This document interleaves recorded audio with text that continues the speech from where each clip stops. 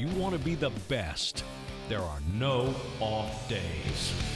Welcome into the No Off Days podcast. I am Scott Smith alongside Chris Cato. We've got BK in the booth, and we are approaching the Super Bowl. Super Bowl 60 is all set, my friend. Are you ready for this one? 60, wow, that makes me feel old. Yeah, I know. It seems like 59 was just the other day, you know? I remember 55 when the Bucks won. That was a nice one. Yeah, 5 years ago. Wow. Yeah. What'd you make of those championship games? Did you take them in? I did. The Snow Bowl in Denver? Did. I watched. Sadly, I missed a lot of the good one, the one with the Rams and the Seahawks. But yeah, I watched them both and thought they were both really good games. Obviously, weather playing a huge factor in the AFC one. But the Patriots get it done. And unfortunately, I think that it was unfortunate that Bo Nix didn't start for Denver. I think the Broncos would have won with him in there. But look, the Pats are a worthy team. Can't take away anything with what are they, 9-0 on the road this season? That's incredible. Yeah. And then the Rams, that never disappoints, the Rams and the Seahawks. And, boy, you can't say enough about Sam Darnold and that offense. Yeah, you can. You can say too much. You don't want to overstate things. That defense is amazing. No, but against the Rams, of course, they were tested. How about Joe Lombardi, Denver offensive coordinator? I mean, you get the 1 seed. You've had a great season. You get to the AFC Championship game, and then you lose and you get fired. How about that? He's out of a job. They're looking for a new OC in Denver, and maybe the snow had something to do with it. Maybe Jarrett Stidham had something to do with it. Not sure. Doesn't Sean Payton call the plays though? Yeah, that's probably true. So yeah, I guess you can't fire yourself as a head coach, but maybe some accountability, as we've seen in this current NFL coaching cycle, that someone must pay. I like this matchup. I think both of these teams, worthy competitors, probably. I mean, I didn't see the New England Patriots. I'm not sure how many people did. I didn't see them coming, but I like the way Drake May, not flashy numbers guy, but he just seems to kind of make the plays when needed. I like that he has the versatility that can get it done with his feet. There's going to be a couple tough defenses, but hats off to Mike Vrabel in year number 1. Yeah. I mean, you look at both these guys, and I think these two main storylines going into the Super Bowl is that you can juxtapose a guy like Sam Darnold and Mike Vrabel and say both these guys had sizable chips on their shoulders coming in. Like, who needs the validation more?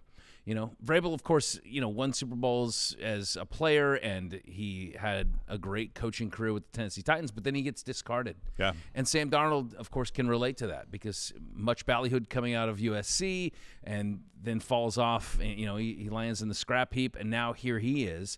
He's reinvented himself as a quarterback in the NFL. That those two storylines, both these guys getting to the promised land as quickly as they have with their new teams, is remarkable. It really is. I think it's going to be a great game. Yeah. But it's time to make some picks. Let's make picks on the Super Bowl. Let's bring BK in. BK, welcome. Didn't it just look cold? I mean, even before the whole field in Denver was covered in snow, it just looked miserable. There's a weather that, like, snow seems fun and delicate, and it would be nice to make snow angels. But there's, like, before it gets actually blizzardy, I don't know.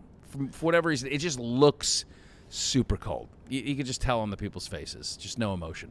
It did look cold, and there's that type of cold where you walk outside. I mean, this weekend was 80 here, and you walk outside, kind of expecting that little cold because you've been watching it all day, but no. Well, we got it a few days later. We got it right now. Not quite Denver cold, but it's Florida standards. Yeah. But I like it though. Games should be played like that. I mean, the snow's got to be. It's not. Denver has no qualms since they played outside. I mean, some people are saying that, hey, these games are to be in a controlled environment. No. All right, let's go with winners. Who we like in Super Bowl 60? I'm going Seattle. Seattle? Yeah. It's definitely. A 4.5 point, as we tape, 4.5 point Seahawk favorites. Yeah, I'm going to ride with Seattle, too. I think this is a team of destiny. The defense, I think, has the upper hand.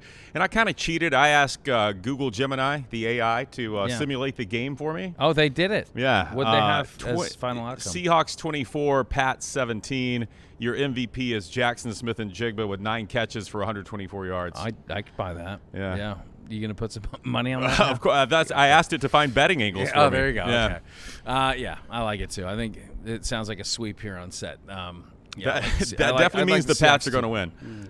I mean, look, the Patriots have kind of been making believers out of everybody throughout the course of the season, but and a bright future ahead for that tandem of Vrabel and his young quarterback, who, by the way, looks a lot like Tom Brady. But, yeah, I think it's the Seahawks. They just seem like the most balanced team out there. I mean, they can score points when needed, and they can run it. They can pass it. They got one of the best receivers in the NFL, and their defense is lights out. So, yeah.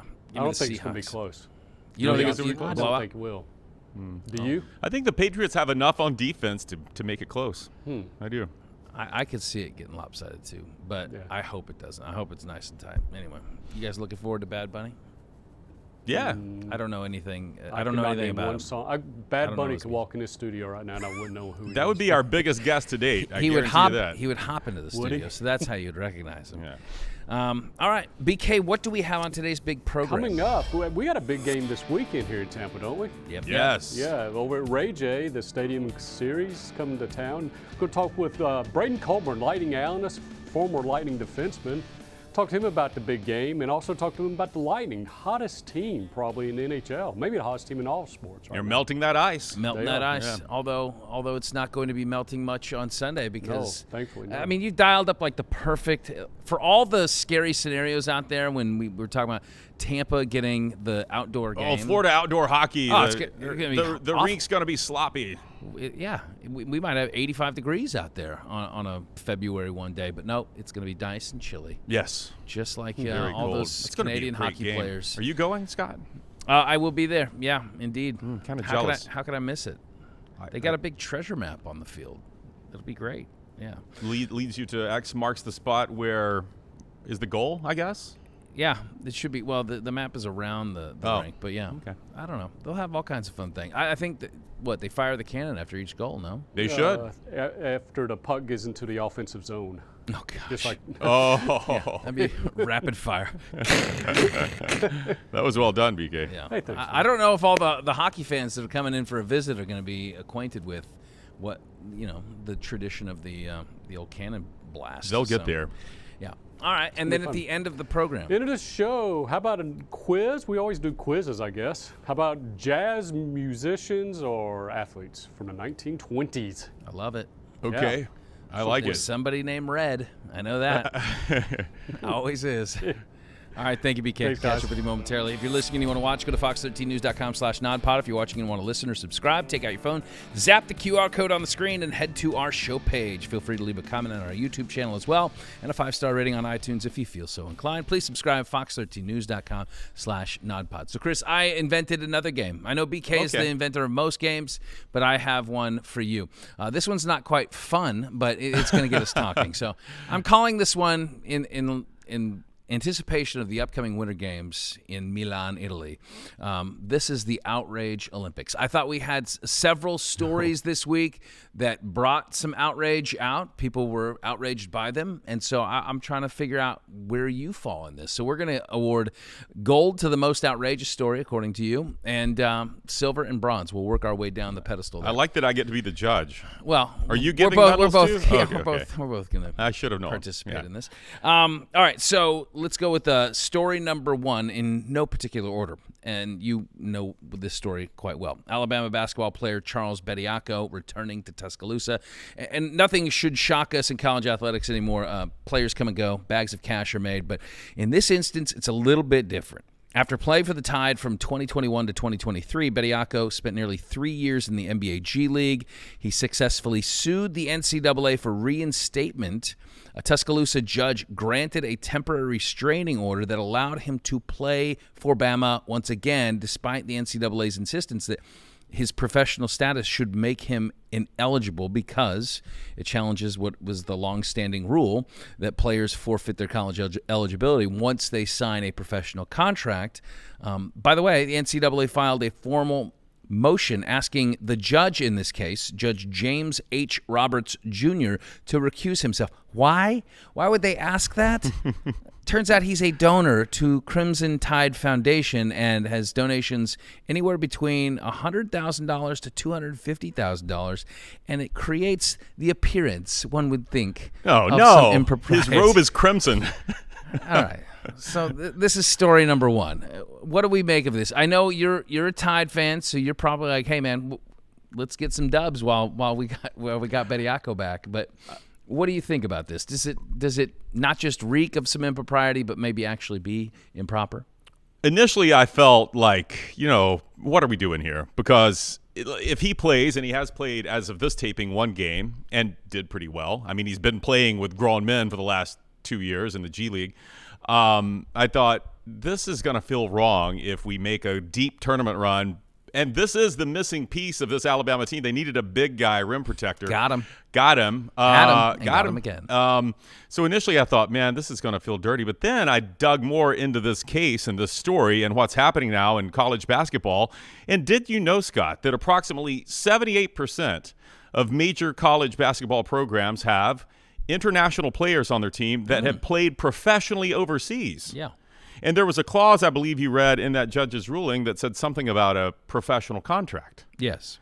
Okay. Well, we have examples already where their college rosters are littered with guys that have signed pro contracts, maybe not NBA, and have played and are now returning to college with eligibility. And it was actually the case of a Baylor men's basketball player who had played in Europe professionally that broke this open and gave Bediako's camp the idea to go after this eligibility. Now, does it reek of impropriety that the judge that granted this TRO is a Bama booster? Yes, I would say that's, you're gonna find judges in Durham, North Carolina, and Gainesville, Florida, that are going to do the same thing. I got something to say about that. Yeah, but in terms of the outrage over this, I think if people looked more at the fact of how prevalent this really is already at the, quote, college level, this doesn't get my gold medal for outrage. I will give it a silver because I just You don't even know the other stories yet.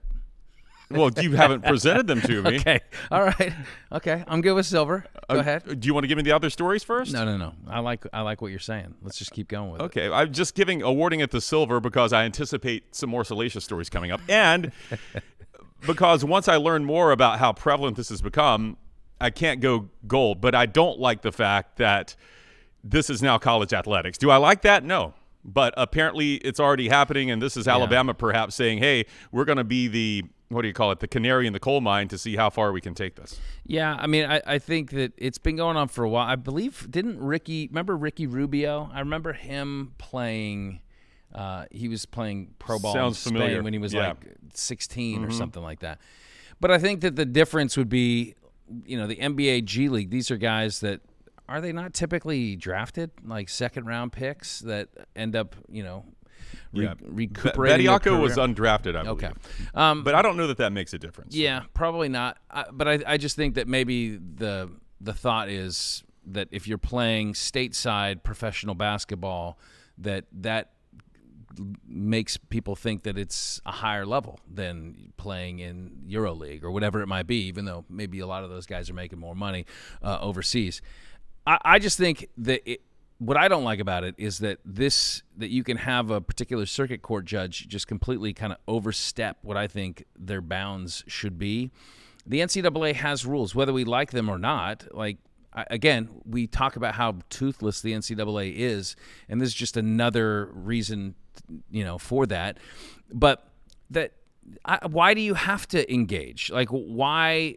I don't know. To me, this seems like that this judge, or any judge for that matter, unless there's like something that is like awful going on, like why are you involving yourself in the rules that have been long-standing in the NCAA?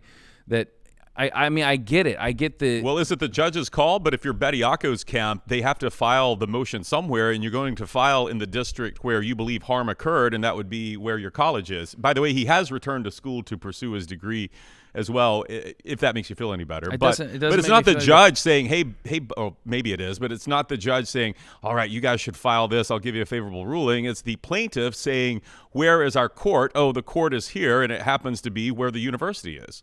Yeah, I would think that, couldn't you just like say, hey, precedent in the NCAA is that they don't allow people that have signed professional contracts with stateside leagues to do it. I don't know. I mean, I'm not a judge. I don't know that's all that goes into it. I just look at like what precedent does this now set and what is to stop an NBA player currently on an NBA roster, say someone that's a star that's set for their next max contract, to negotiate into that contract the ability to play some one-off games in the NCAA tournament should they not have finished college? Like, why couldn't that happen? Yeah. If I have leverage in my next negotiation, say, I played for UNC and I left as a junior, I want to reserve the right to come help the Tar Heels so long as it doesn't conflict with my NBA schedule. Yeah. And why not do that? Get some NIL money in the process. Yeah, right. I just think, if to me, the better step would say, okay, well, no international professional players can then go back to college. That's what I would How you would clean it up there? I guess, if you have to. But, all right, story number 2.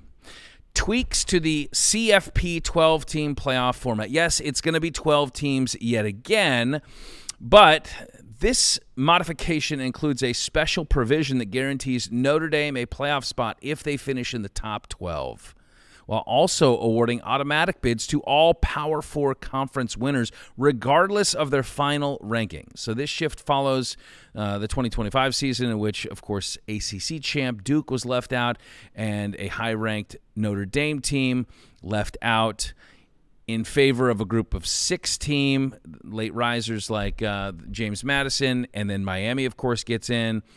And this is, to me, if this would have been instituted this year, then we're looking at Notre Dame and Duke in, right? Miami and James Madison out. Now, I'm okay with the James Madison, but clearly, like, is this the direction you want to go after seeing what Miami just did? Like, I think this is awful. Like, I can't. Wait, I'm the outrage judge, not you. Okay. Why are you outraging? No. All right. Well, I'll let my outrage hold to the very end. Simmer. Let it simmer. Your thought. I may have to move the Bediako to bronze and make this silver, although I still don't know what the third topic is. But I'm going to reshuffle the deck, if you'll allow me. Of course. Will you allow me, you judge, yes. You Tuscaloosa judge, Yeah, as I file my see. temporary restraining order? Yes, I'm going to, because this just occurred to me. So let's move Bediako to bronze. I'm giving this the silver because I know we didn't like the fact that 2 group of 5s made it last time, but I really think that was such a bizarre occurrence, such a strange confluence of mostly the ACC having a weird tiebreaker. I think we all agree that that's what threw it off. If the ACC had a tie-breaking format that made sense like the other conferences did, we would have had Miami playing Duke in the conference championship or playing Virginia, either way. And Miami could have played their way in. But the committee still got it right, and they put Miami in, and Miami goes all the way to the national title game. Now we've decided, and to protect Notre Dame, who, yes, they had a great team last season, but they did lose 2 games, including to Miami. So we would have had, if we had this new system in place last year, as you said, Miami doesn't make it, Notre Dame does. And I think what I'm having trouble with now in awarding this story the silver outrage bronze medal is that I'm looking at Notre Dame's 2026 schedule, which for the first time in my lifetime doesn't have USC on it, and I don't like that. Do you like that? I don't like that. I have them playing Wisconsin, Michigan State, North Carolina, Stanford, Purdue, Rice, BYU, Navy, Boston College, Miami. Okay, so really being challenged 2 or 3 times on this schedule, and they're going to end up in the top 12. If they play this schedule and lose 2 games, let's say they lose a close one at BYU and they lose to maybe Miami gets them again. Okay, they're going to lose 2 games. They're still going to be in the top 12. So you are ceding a place to Notre Dame. Yes. So it's the Notre Dame clause. This is clearly a make good. Like, this is what they were probably told after they didn't get the nod this last year. You know, we're going to make sure that these things are righted next year, and this is the make good. Why? Let me ask this: why not a UConn clause? Yeah, UConn is not in a conference. They don't play in a conference championship game. I know that they have not historically been a good college football program, but let's say they do. They are a team that runs the table, you know, and they crack the top 12. Why not give them this? I don't like these Notre Dame exceptions just for one school. Like, it's just gross. It is gross. And like, really, the push should be get in a conference. Like, play what other teams have to play. You know, get in a conference where you have to be and compete for a conference championship game and play that extra game. I don't like this. I really don't like what it did for the Power Four. I clearly we could rearrange how the ACC has tiebreakers, and maybe that would be a fix. Though I haven't heard anything about that being changed. They have. Oh, they have changed it. Yeah. Okay. All right. Well, then there you go. All right. I'll be quiet now. But still, I think we're moving in the wrong direction. I think more at-larges is what we want. Again, my pitch right after the season ended was, let's go just straight seeding. Straight seeding. I don't care if you won your conference championship. It'll matter. I mean, it'll factor into the resume, of course. But, straight seeding, 1 through 12. No exceptions. Nobody gets clauses. Nobody gets exemptions like Notre Dame gets in this case. That seems to be what we're after, right? I want an opportunity for a school like whoever it is, whether it's Miami or it's Notre Dame. If you are coming in hot at the end of the season and you have maybe struggled earlier, now that you have an opportunity to ride this thing out, if you crack the top 12, you're in. So there you go. Sounds like you shared my outrage on that. A silver medal, possibly gold. We'll see what the third topic is. Third topic, Bill Belichick, not a first ballot Hall of Famer. The hoodie failed to secure the 80% of votes needed for first ballot induction into the Pro Football Hall of Fame, despite holding the record for the most Super Bowl titles as a head coach, as we well know, and being second on the all-time wins list, as we all know. Belichick was reportedly puzzled and disappointed to learn of this snubbing, and it all centers on allegations that members of the selection committee, including former rivals Bill Polian, campaigned to block him as penance for past scandals like Spygate and Deflategate. And, of course, this has ignited a firestorm across the NFL, saying this is insane. And it blows the Hall of Fame's credibility out of the water. What say you? There it is. Gold medal. Okay, now we have it. All right, and we can safely say, I can go in this order: Belichick snub, first ballot Hall of Famer gets the gold, CFP at silver, Bediako at bronze. This is ridiculous. What do you have to do to be a first ballot Hall of Famer? Okay, so was there some controversy with Spygate and Deflategate? Yes, yeah. So are you telling me Tom Brady's not a first ballot Hall of Famer? Well, that's the implication. You gotta, I mean, he's eligible in 2028. So then what happens with Brady? If Brady, and this obviously hasn't been decided, but if Brady and Belichick aren't first ballot Hall of Famers, why do we even have it? Why? When you have wins, second all time to Don Shula. Don Shula was a first ballot Hall of Famer. Yes, deservedly so. I think he won. He didn't a couple of Super Bowls. He didn't deflate any football. How do we know? We don't know what went on back then. We didn't have spies everywhere. I mean, yeah. This is puzzling. It is, I believe, political. It is a shame. Okay, well, let me make an argument. His record post Brady, 29-38. His record post Brady. Does that factor in at all? Did Tom Landry fall off with the Cowboys? Yeah. In the last few years of his tenure, and people said, maybe there were some early signs of mental fatigue, and he's still hanging out. Yeah, he fell off. Did Don Shula fall off? Yep, fell off towards the end of his career.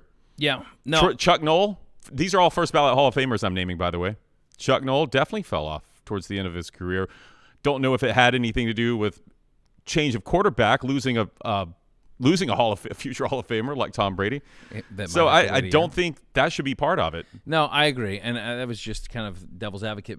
I think there is the ironic twist here is that who is on as a finalist this year is former owner Robert Kraft. Is he going to make it?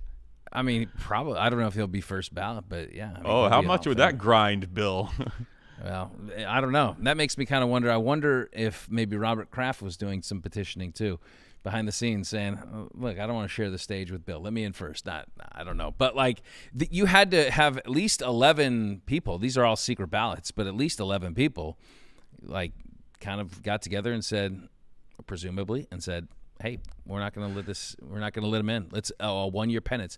Look, to me, it is outrageous, but because it's just a 1 year, hey, this is.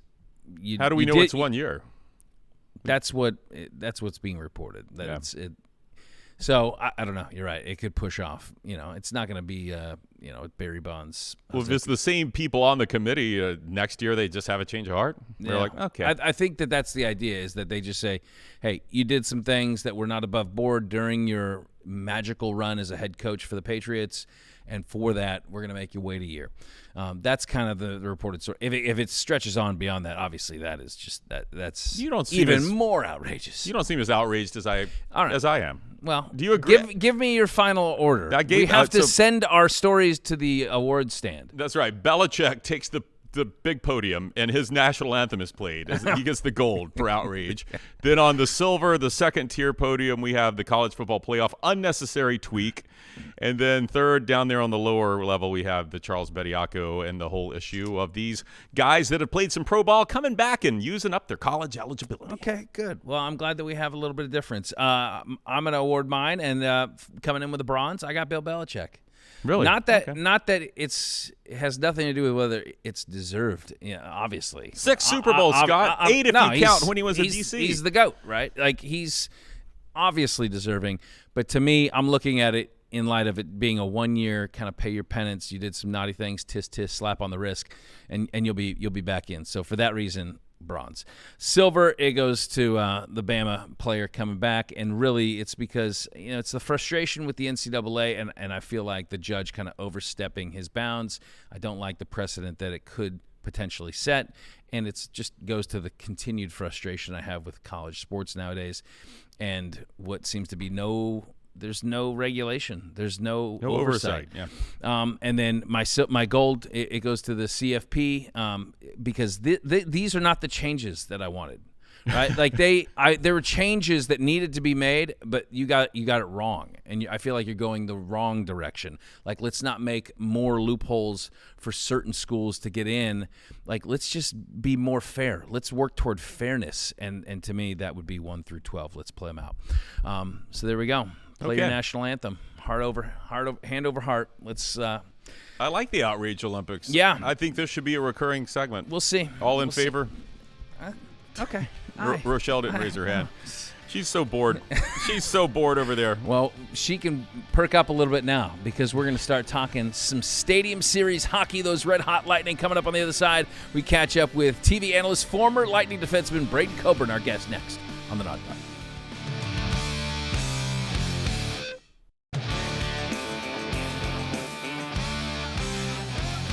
Welcome back to the Nod Pod. Chris, there was a stretch here recently where I thought maybe the Lightning might not lose again.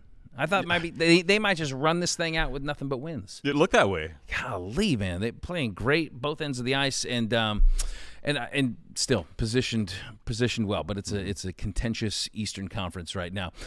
Time to talk some hockey with a guy that does that for a living now. He used to just hit people and smash them up against the boards, and now he talks about the sport. We welcome in Braydon Coburn. Well, I appreciate you taking some time. A lot of exciting things happening around Lightning hockey right now. And you're doing a great job as an analyst, let me just say. I know that teams win a lot. Does your job become a little bit easier if they just win every game? Yeah, absolutely. 100%. Positivity is way easier for me than having to be negative, especially when it involves some of the guys I played with. And you never want to be critical. And this game is, it's a game of mistakes, and you don't want to be just that guy that's just, so far on the homer side. So, but to credit to these guys, they've been lights out. So it's been fun for them. I'm sure it's been fun for the coaching staff, us in the media. It's always nice to talk good things. Yeah. How was that transition for you from playing to then talking about the game? Well, the talking about the game was probably the easiest part, because that's what I've been doing my whole life. Sitting around, whether it was grabbing a drink with somebody or whatever it was, we were always talking hockey. So that part was easy. The first couple of years, I have to admit, it's tough. You just see yourself, everything you watch. While you watch the game, you see it from a player's perspective, almost, thinking about, I got to keep that in my toolbox because I got to remember when that guy, oh, shoot, nope, I won't have to do that anymore. I don't have to defend that guy one-on-one anymore. So a little bit of a change, but it's one of those things that the more you do it, the more you talk about it, the more you kind of get these reps in and these different things, whether it's through podcasts, interviews, analyst work, it all kind of adds up and you kind of start to find your groove a little bit. And when you do that, I feel like your personality is able to come out a little bit more and you just have a little more fun with it. Yeah, and this year you guys get to break in Pat Maroon on the TV set. What's it like to work with him? Is it kind of like it was when you guys were teammates with the Lightning, or how's he finding his feet under him? Very similar. Yes. The wonderful thing about Pat is what you see is what you get. He's one of the most authentic people you can be around. I think he's done a great job of just kind of being himself. I think that's one of the things that he's great at. And he's been doing the stuff with the Lightning, the stuff with the NHL Network. And you can just see a steady progression of him just improving all the time and just his takes, his flows, the give and take between the two players between PK, who's the ultimate cat herder, if you want to say. So, but Pat's been awesome to have around. So is Ryan Malone. Ryan Malone's been really good. It's been fun working with those guys, Adam Hall and Dave Anderchuk. They've been on the show for the last couple of years. So those guys, they're pros and we have fun with it. And it's been very interesting this year with the two analysts working together instead of just the one analyst with PK. So I love that dynamic. I love talking hockey, and it gives us that platform to do it. Yeah, I would. It seems like you guys have a good time together, and I would imagine that having two allows you to kind of spur the conversation forward, and you both can bring up ideas that each other can kind of piggyback off of. But to the product on the ice now, Braydon, and an 11-game win streak recently. You were a part of the franchise's first 11-game win streak back in 2020. I'm curious, like, what that does in terms of confidence. I'm sure that there's an element of like, hey, we want to go out here and not snap the streak tonight. But what does it do for a team in the midst of a season? Still got a long way to go, but as it kind of realizes like what it is as a group, as this year's Lightning, what does a win streak like that do? Well, from a player's perspective, hockey players are some of the most superstitious people alive. So part of it is you're just thinking, what did I do last game that I got to keep doing? And that superstition part just kind of starts really feeding into it, especially when the wins really start piling up and everyone becomes aware of it, and it's almost like a whole team thing. It's like, hey, didn't you tape your stick this way, and didn't the trainer come do this? And I remember, I think it was Victor Hedman had multiple times when he had, something that was completely healed, whether he got something taped, that he just kept getting it taped, regardless of like whether he was injured or not. It was just like, it was superstition. Yeah. So that is kind of the crazy part of it. Nobody wants to, no one wants to have like that letdown or that game that kind of puts you back to the kind of, zero, I guess, as far as like what you're doing in the win streak column. But you just start finding your groove as a team, and you can see the camaraderie and the chemistry of this group, regardless of who's in the lineup right now. The coaching staff's done a really good job of making sure guys have bought into the program. Goaltending's been absolutely huge, but it's honestly, when you're winning like that, it's just so much fun coming to the rink. It's always fun coming to the rink, but some days you're going to have to deal with a little bit more of I would say like tough love. Sometimes the video sessions can be uncomfortable, and you know that you're going to get your little bit of they're going to take a little leather off you. But when you're on a heater like that, it's a fun thing to be part of. Well, as far as superstition goes, I'm sure some articles of clothing probably didn't get washed for a few weeks. Nice. Yeah, that's very true. Very true. Some stinky guys.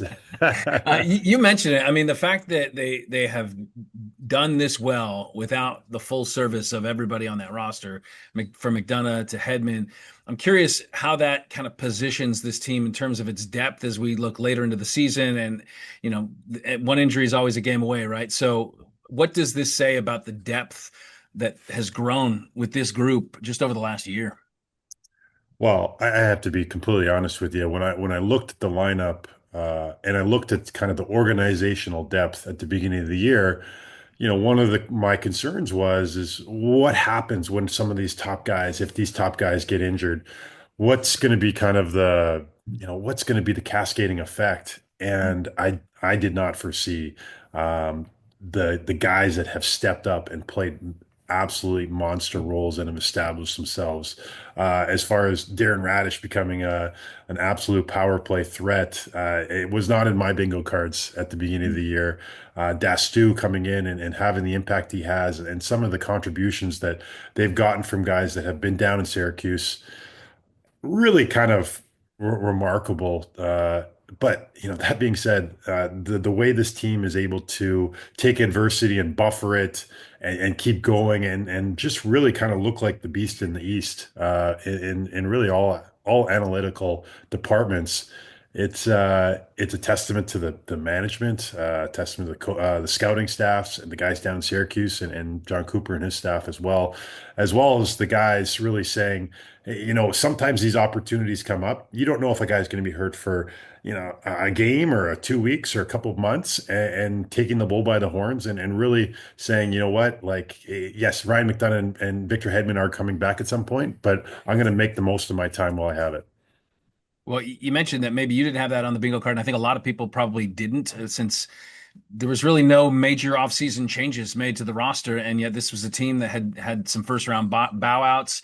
But I guess, now Brisebois looks like an absolute genius because he held everybody together and he saw something that was out there. But do you think, based on what we've seen so far, a little over halfway through the regular season, that this team is built differently for a postseason run this year? And maybe the landscape is different too, with the teams that will be in the postseason, and that creates an avenue. But do you feel like you've seen a different style of team that can go out and compete specifically in the playoffs this year? Well, I think we saw it a little bit last year, but for whatever reason this year, it just seems like there's a little bit more. I think with some of these guys that have been in the lineup, the energy's a little different in the club. Um, as far as just the way and the way they've kind of defended and almost I think that you're going to get the same things you always get out of Nikita Kucherov. He's a maestro. He's leading the charge offensively, and the guys surrounding him have done a great job. That top six has been just absolutely stellar. And Brandon Hagel's sets the tone with Anthony Cirelli for what hard work looks like. But this team does look different to me. They look like a team that is built for the long haul, and it really, if you talk to Julian and talk to Cooper, they're talk a lot about, hey, put ourselves in a spot that we want to be when we come playoff time. They've done that, but from a tough out, from a playoff compete standpoint, you go up and down the Eastern Conference, and there's, it's staggering to see where this club lines up against other clubs as far as competitive advantage. I think they have a lot of check marks right through the lineup. We're going to take a quick timeout with Braydon. Coming up on the other side, let's dive into the Stadium Series aspect of things. This city has long waited for an outdoor hockey game, and we're getting the weather. We got everything. It's coming together at Outrage. Let's talk about it next on the Live Pod.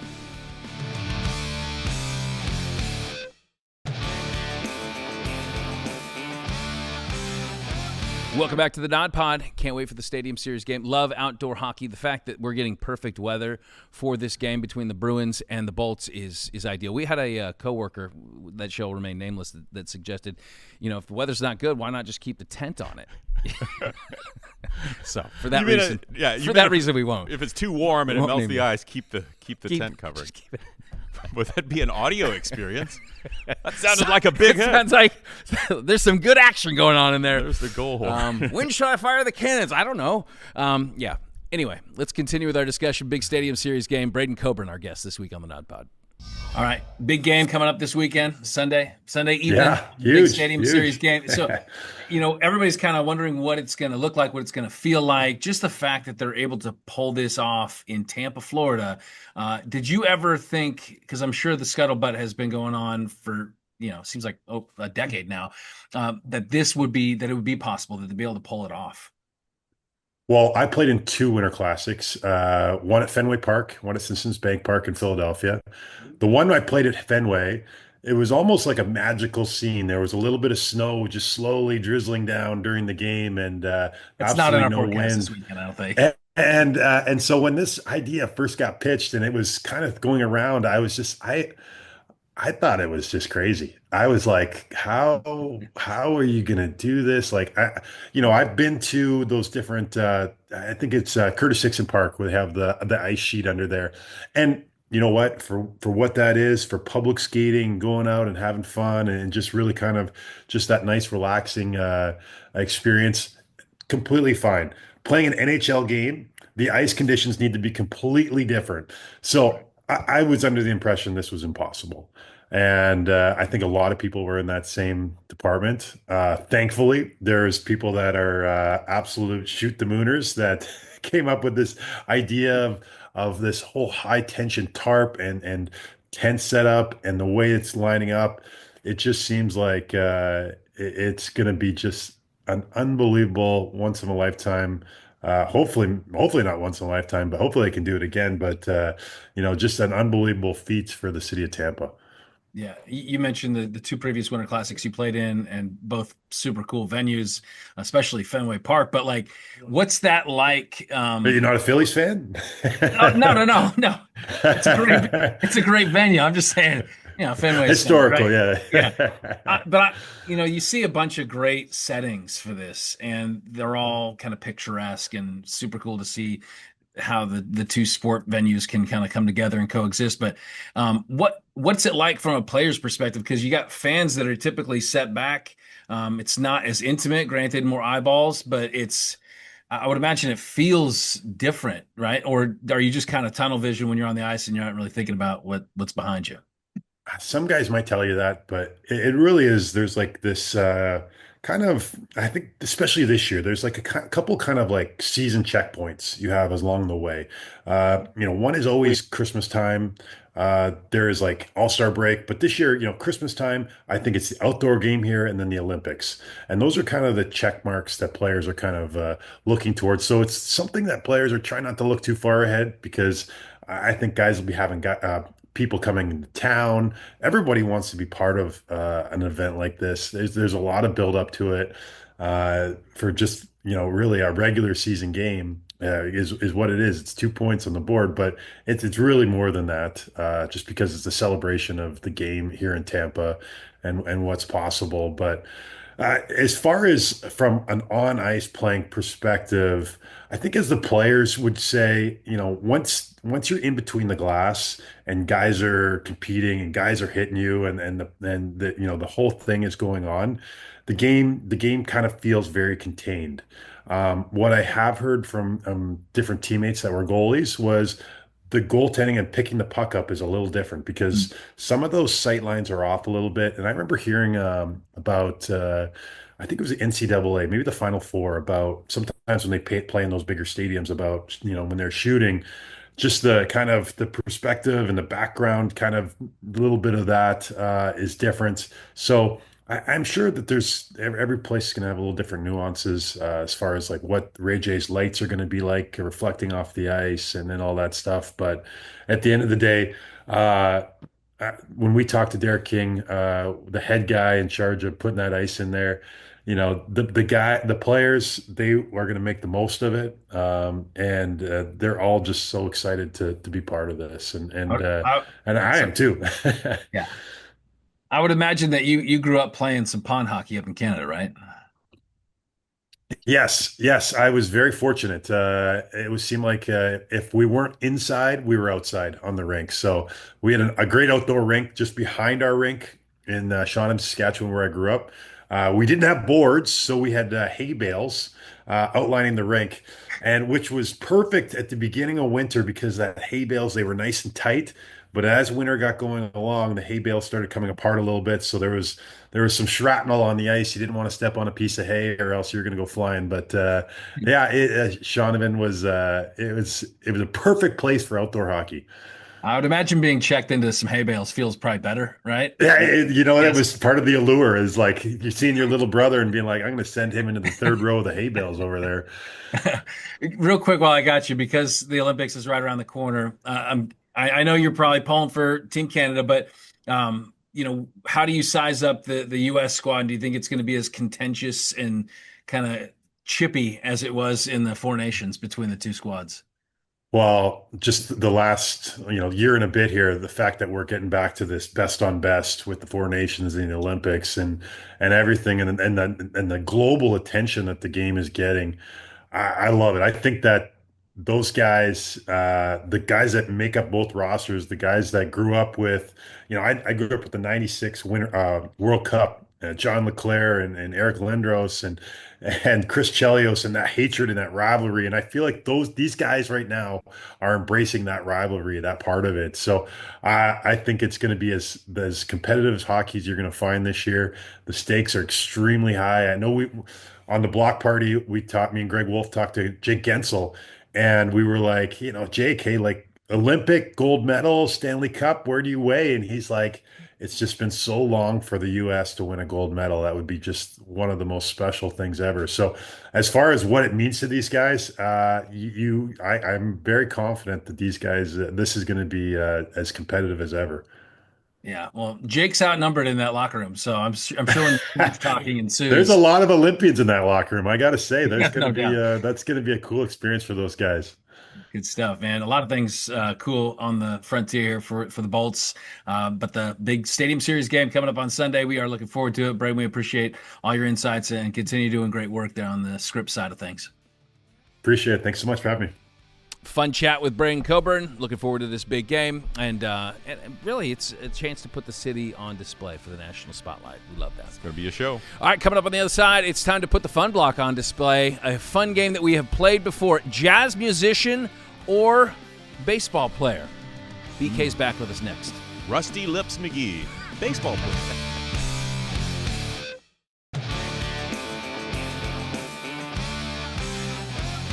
Welcome back to the Not Pod. Been a fun show, but we always cap it off with a fun block. To take us home, it is Brian King. Welcome in, BK, the maestro of fun, and you have dialed up yet. Don't shake your head. Oh, come on, just embrace it. Embrace it. He's so humble. And you've dialed up yet another one of your classics that we always seem to have fun with. Yeah. Tell the good viewers at home. What we're going to do is I'm going to give you a name, right? And it's going to be either a jazz musician or a baseball player. Yeah, real person. Yeah, these are all legit, yeah. You tell me what they are. And these came back from, I think, the 1920s, so the early 20th century. That's when names were good. That's when baseball players were jazz musicians. Yeah, you never knew when old Rosenbag Tutwiler would bust out the sax. Okay, we'll skip the first one. No, Rosenbag Tutwiler. I'm going to call this game Syncopation or Sweat. How about that? Syncopation or Sweat? Yeah. I have no idea what you just said. Yeah, that's the name of the game. Okay. Syncopation's a musical. You ready for the first one? Yeah. Hit us. Bix Beiderbecke. I think that's Beaterback. Beaterback. I like it. It's a good name. Bix Beiderbecke. Oh, Bix Beaterback.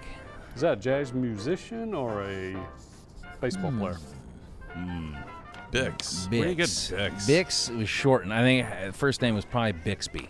I think it was Bixby. People just couldn't say Bixby. It was too tongue-tying. Bixby, which I know there's a town in Oklahoma called Bixby, and I don't think they don't have a lot of jazz musicians, I don't think, that come from there. That has nothing to do with this thought process. But I'm going to say, I just that seems like a kind of a European name. The German, right? Beater. German, yeah. Beaterback. And that makes me think that this is a jazz musician. Absolute strong reasoning there. I cannot argue with that, but I will. You would think a name like Beaterback, it's got the word beat in it almost, where you're thinking music, but no. Brian's throwing us a curveball here, as he often does. This would be a baseball player. Beaterback? Sure. It is a jazz musician. No. Look at old Bix. He was a trumpeter. That's what he was. Well, a cornet player and a pianist, too. Okay. He, center part, too. From 1920s, they said that Louis Armstrong feared how good he was. Feared? Yeah. Feared him. Louis Armstrong feared nothing. Yeah. Did he have the cheeks that Louis had? I don't think he did. That's why we don't know his name. Yeah, old Bix Beaterback. He looked like he was about 12 years old in that picture. Yeah, he did. Yeah, they all looked young back then. Yeah. Of course, they all died when they were like 35. That was a long life back then. Yeah. I made it to 12. Yeah, I didn't catch syphilis from this horn. It was a good year. God. They're not that old. Come on, man. How about this one? You ready? Yikes. Thelonious Monk. Is he a jazz musician or a baseball player? He's a pretty famous jazz musician. Thelonious Monk. Yeah. I should know. I believe there's a rapper named Thelonious Monk. I'm not making that up. And I think he would have taken some musical influence from a jazz musician. So I'm going to go, this is a musician. No, I mean, he's famous. Jazz musician. You know him, Scott?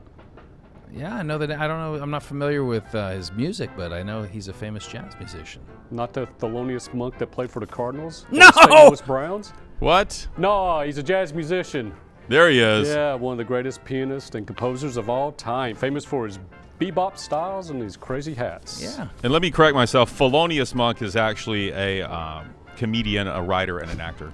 He's not he's not a rapper. Okay. You're familiar with But his work? he's a real person. Okay. All right. I doubt that was his real first name. Yeah. Old Thelonious. No, Thelonious, not Thelonious. Yeah. All right, you ready? Yeah. Here's the next one. Wahoo, Sam Crawford. Oh. Wahoo Sam. I mean, he had to have played for the Cleveland franchise back in the day, no? I mean, That's what I was thinking. Wahoo, Sam? He, old Wahoo, I think second baseman. Give me second baseman, left-handed second baseman. Yeah, I'm going to go a baseball player, played for the University of Virginia, and that's why they call them the Wahoos. Wahoo Sam Crawford is a Detroit Tiger baseball player. Oh, Scott. Hall of Famer. Still holds a record for most career triples. Wahoo is his nickname from the town he was from. I think it's Wahoo, Oklahoma, or someplace like that. But that's the town, yeah. He looked like he was a left-handed hitter. He was I think he was. Any chance he was a left-handed throwing second baseman? No, there's no chance of that. No chance of that. That was a reach. Okay, you ready? Yeah. Here we go. Zuddy Singleton. Zuddy Singleton, jazz musician or a baseball player? He's that Zuddy. I mean, Zuddy, that's kind of like, what is the word? Is it when a word sounds like onomatopoeia? Yeah. Zuddy is kind of like a buzz. Yeah, it's like when you're what do you call it when you're ski-daddling? What's that called? Yeah. Skiboobing? Yeah, that's Scatting. Scatting, yeah. That's what it is. Zuddy Singleton. Zuddy Singleton. I zipped a curveball past your bat. Oh, wait, wrong. Wrong thing. Yeah, I've got to say. He's a scatting shortstop. That's what Yes, don't leave your scat on scat second all base. over the place. Oh, I'll say musician. Guys, no, yeah, he's clearly, think so? Singleton? Yeah. Zaddy Singleton. He didn't hit any singles, but he dropped some singles. Look at him. He was a drummer. Jazz musician, drummer. Helped to transition the genre from the New Orleans style to the swing era of jazz. How about that? Zuddy. Oh, Zuddy. I wonder what Zuddy's real first name was. Zuddy. Zutterton. They just Zacharias. They shortened it. Oh, man. I love these old names. Yeah. All right, ready for what you another got? Yeah. Roll it. Cootie Williams. Oh. Cootie and the Blowfish. I remember them. Cooties. Yeah. That was the guy, like, if you kissed Cootie, you had whatever you mentioned earlier was on that trumpet. You didn't want to borrow his trumpet. That was the original form of Cooties. Oh, you must have been playing Cootie's trumpet again. I see your lips are shriveled. Shriveled? Cootie Williams. Golly, that also sounds like a jazz musician. But, yeah, let's stick with it. Jazz musician. He played the stand-up bass. That's what my son plays. I like that. I'm going to go... Cootie Cato. Cootie Cato. That's what they called me in elementary school. I'll go baseball player. I'm going to say he was an outfielder for the Chicago White Sox. He is a jazz musician. Oh, there he is. Oh, and you're right. brass. There he Played is the with the trumpet. horn. Known for his jungle-style growl, and he was a long-tenured trumpeter for the, Duke Ellington's band. Oh, nice. okay. I'm sorry, did you say his jungle-style growl? Growl is what this Like he made his trumpet like make a growling. Known for his jungle-style growl and his long tenure in Duke Ellington's orchestra. How about that? I may dig that up. How do you get the sound out of that trumpet? Yeah. Ooh. Good job, guys. Cootie. That We're fun. done? That's it, man. Man, we scored pretty high on that one. think we That's did- good. We needed like a self-esteem block. We did. That last quiz you gave us destroyed our humanity. Your get-right game. Good stuff. Thank you, BK. Hey, thanks Fun a as lot, always. guys. Much thanks to our guest this week's Braydon Coburn, and much thanks to our NodPod crew here at NodPod headquarters. That would be Rochelle over here on the jib. We got Chris with a K on the ones and twos. For Chris, I'm Scott. Until the next time we are on, Zutty, Judy Cato over here. There are no off days. Probably easy to be a jazz drummer. You just did this. It's just one That's all beat, you yeah. That's all you did.